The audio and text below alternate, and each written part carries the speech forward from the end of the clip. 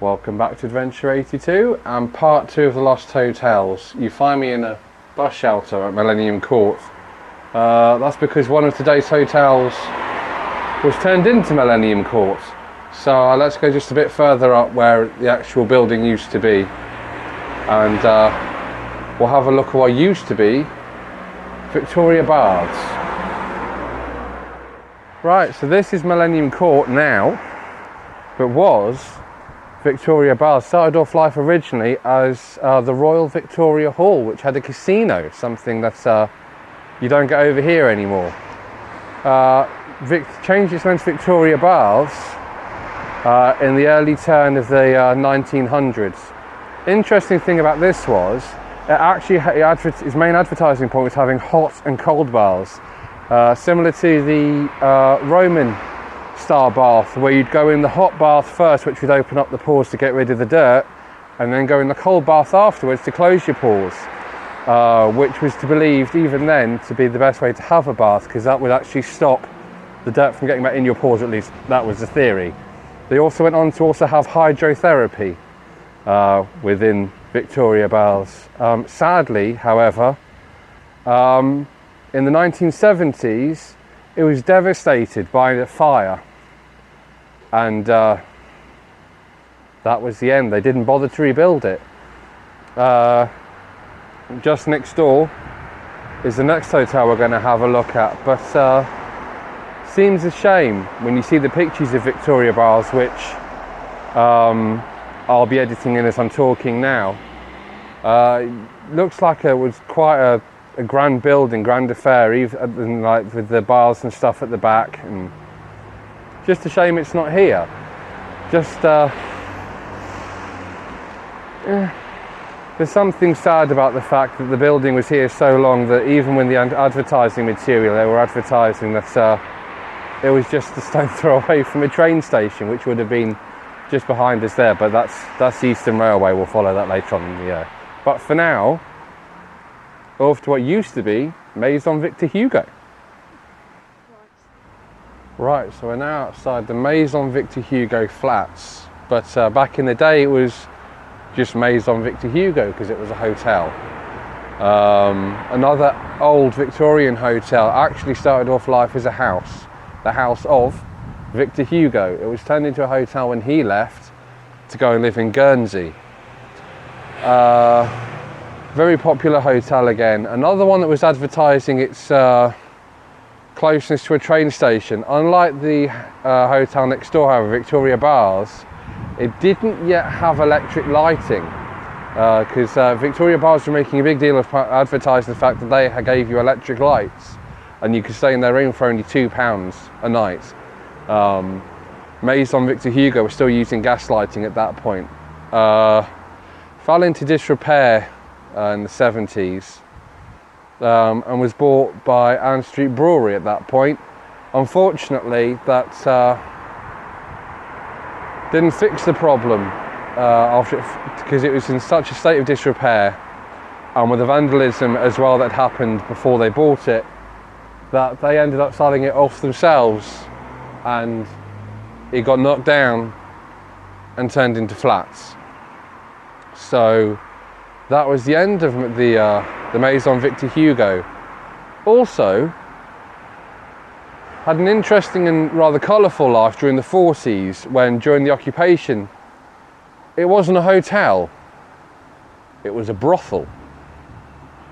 Don't know whether it was a brothel for the Germans or the locals or both. I have no idea.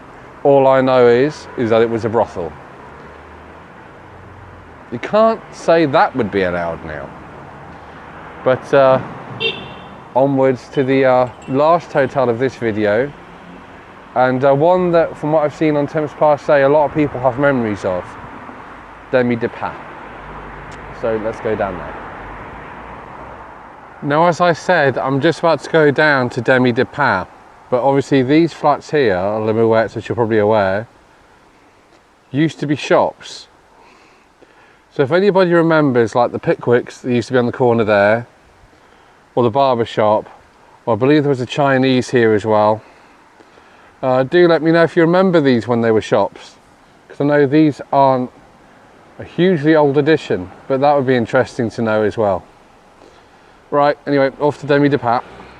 Right, hotel number 3 for this one. You get an extra one to the last video. Right, we're outside what's now the Dunes Apartments, but this used to be Hotel Demi de Pat.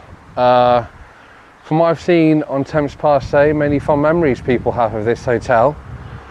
You wouldn't know it was a hotel now if you were alive in the 1980s like I was as a kid. You might also recognise the building as being Captain Hornblower's restaurant, which was very popular back then in the 80s. But alas, another one that's been turned into flats. Can you see an ongoing theme here? They all seem to be turning into flats. There is a story I read online. I'm not going to go into the full details of it because I don't know if the lady wants her name, etc. mentioned. It was put on by a member on Temps Passé, so if you want to see it, you can look on there. About how she used to work here in the 50s, and the owner and his wife, they went on holiday, and while they were on holiday, they went on a cruise, and they were docking in New Zealand, and they just got off the boat, New Zealand, and his wife tragically got hit and killed by a car. And when he came back, he sold off Demi de Pat. And as far as I'm aware, Demi de Pat carried on into the 60s. But there's no official, I can find, close date for it. Definitely by the 80s, it had been turned into a restaurant, and I don't know what the rest was at that point, but there's no reference to it. But there is still one reference to Demi de Pat, however, still now on the building, but it's on the very end if you come and have a look.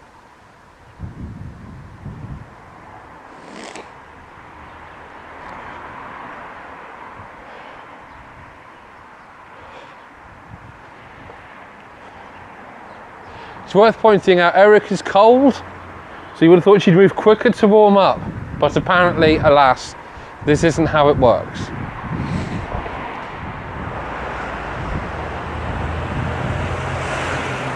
So right here, Demi Apartments. I think that being called Demi Apartments is a nice little nod to what the building used to be back in the day. The only thing that you would know now, and I'd imagine probably quite a popular hotel, because at that time it was directly opposite the train again, so it's sad to think that all these have gone. And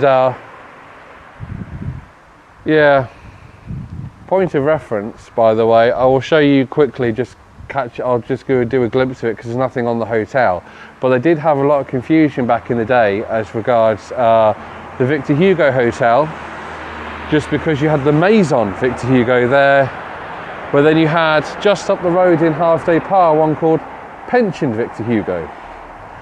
There's nothing on Pension Victor Hugo. There's a couple of advertising leaflets I found which I'll put up for you at the end of the video, but there's nothing else on it, which is why I hadn't mentioned it until the end. But there was confusion between the two. But Pension Victor Hugo, another one who was very much in its time, which was, I think it was closed in the 1930s, so just before the Germans came over, was making a big deal out of the fact it was like just a 2-minute walk from the St Luke's train station. So the train station was a big selling point for the hotels down here. Makes you wonder why, if it was such a selling point for the places down here, why there wasn't any kind of maybe funding or something to help the train, just to help the tourism, you know. Anyway, that's a separate story, like I say, the Eastern Railway. But for now, we'll find somewhere a little bit warmer. Good news, I found one hotel that's still open. Just there, look. The rest are gone, but at least one's still here. Right, now I know I said I was going to go somewhere warm, but never say I'm not thorough.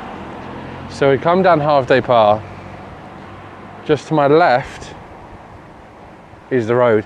Also is this house here and the one next door. These are what made up Pension Victor Hugo.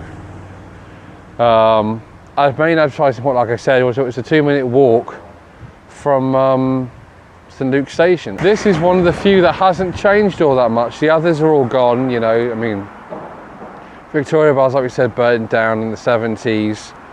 Maison Victor Hugo got vandalised and found to disrepair and got sold on, demolished, turned into flats. Demi de Power burnt down in 1988, I think it was.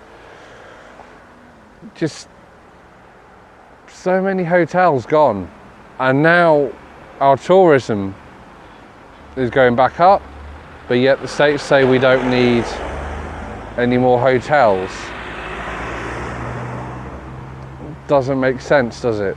We all go back down this way to the little plaza-y bit just by the beach here, and we'll do your end video, and that will be the end of this one. And I think, if I'm honest, we're probably better off to finish doing Half Day Par in part 3. So at least you know where we'll be walking. Right, so that's it for this one. So from hotels that are being confused with each other, to brothels, to blooming fires, to blooming vandalism. We've been all over the show this time, but